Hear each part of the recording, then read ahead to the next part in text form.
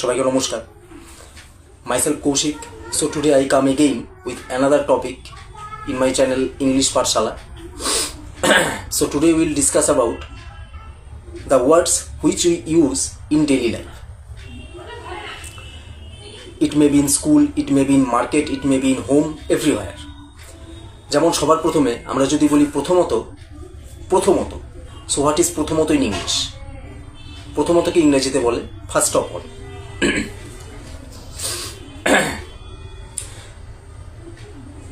যেমন তারপর আমরা যদি বলি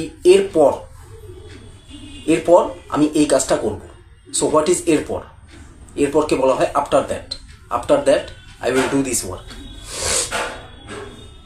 আমরা অনেক সময় বলে থাকি, যেমন ধরো এই ব্যাপারটা, তো যেমনকে কি বলে? Such as. আমরা একটা কিছু কথার উদাহরণ দিচ্ছি, যেমন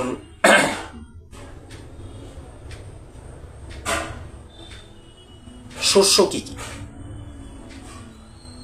what is crop? How many type of crop exist in our earth? Such as paddy, ধান, হুইট, আটা। তো এখানে সাচ অ্যাজটা হলো যেমন। আমরা অনেক সময় বলে থাকি উদাহরণস্বরূপ কি ইংলিশে বলে ফর এক্সাম্পল। দি কার আগে বসে? বিশেষ কিছুর আগে দি বসে।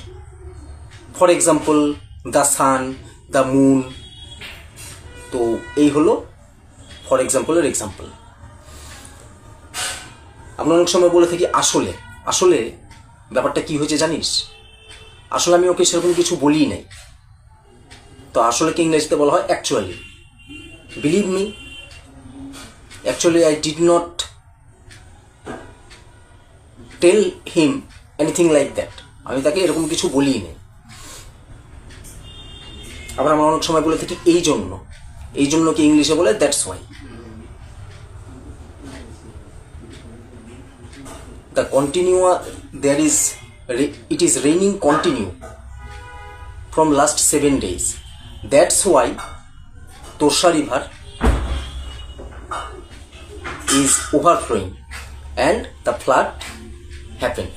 অনেক দিন ধরে বৃষ্টি হচ্ছে, এই জন্য তোরসা নদীতে জল উপচিয়ে পড়লো এবং বন্যা হলো। মোটের ওপর কি ইংরেজিতে বলা হয় ওভারঅল। মোটের ওপর ওর পারফরমেন্স বেশ ভালো। Overall his performance is good. আমরা অনেক সময় বলে থাকি হয়তো সে আসবে। তো হয়তো, হোয়াট ইজ হয়তো ইন ইংলিশ? হয়তোকে বলা হয় মেবি হি উইল কাম।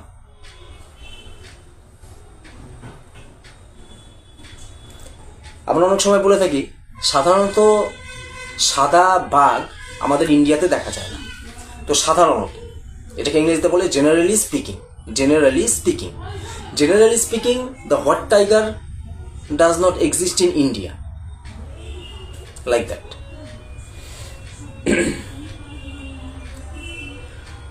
আমরা স্টুডেন্টদেরকে, আমরা টিচাররা অনেক সময় বলে থাকি তোমরা এই কাজটা করবে, এর সাথে এটাও করবে। তো এর সাথে কি ইংরেজিতে কি বলে? এর সাথে কি ইংলিশে বলে অ্যালং উইথ দ্যাট।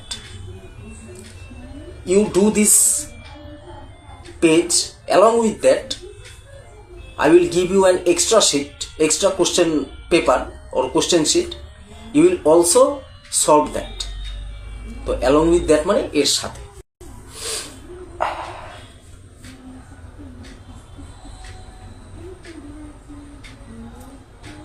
আমি ঘরের মধ্যে বসে আছি, এর মধ্যেই রবিন আমার রুমে চলে এলো। তো এর মধ্যেই কি ইংরেজিতে বলা হয় meanwhile. I was sitting in my home, meanwhile Robin কেম।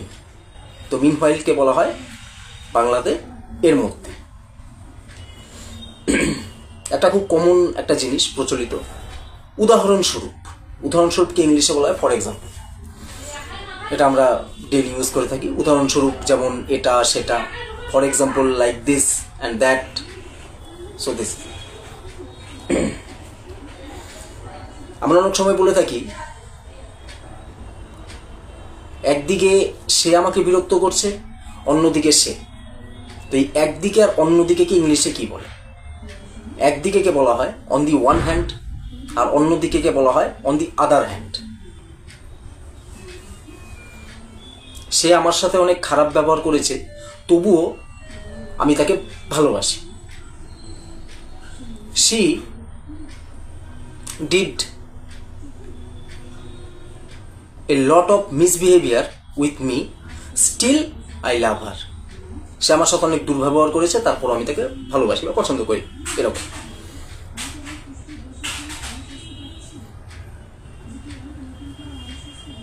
আমরা অনেক সময় কথার পৃষ্ঠে বলে থাকি যে যাই হোক, যা হওয়ার তো হয়েই গেছে। তো এই যাই হোককে ইংলিশে কি বলে?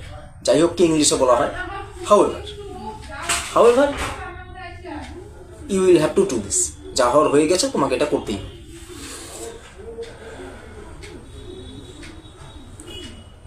হয়তো সে আসবে, মেবি, হয়তো কি ইংলিশে বলা হয় মেবি হি উইল কাম, হয়তো।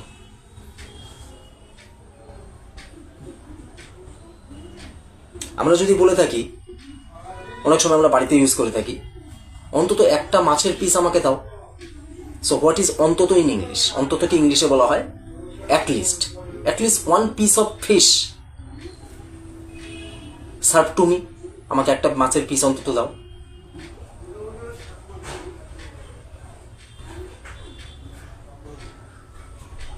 আমরা অনেক সময় বলে থাকি এই জন্য ওর এই অবস্থা। সো হোয়াট ইজ এই জন্য? That's why. এই জন্য কি ইংলিশে বলা হয় দ্যাটস হোয়াই। হি ইটস বা হি এট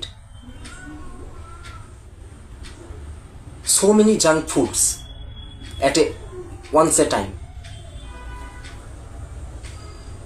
That's why now he suffer from liver problem.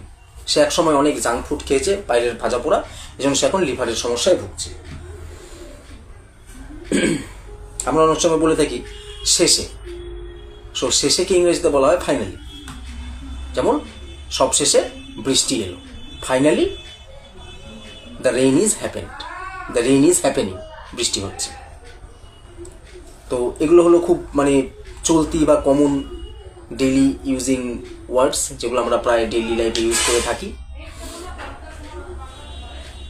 তো এইটুকুই, নমস্কার।